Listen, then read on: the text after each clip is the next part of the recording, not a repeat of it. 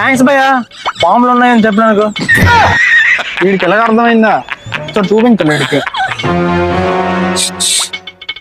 Time అనేది చూపిస్తాను, నాకు రాలే. టైం ఉంది. టైం కాదా వాచ్ వాచ్ రోలెక్స్, మంచి బ్రాండెడ్. ఏంటి ఇప్పుడు నీకు చేతికి పెట్టాలేంటా? ఇలాగే అయితే పెడతాను.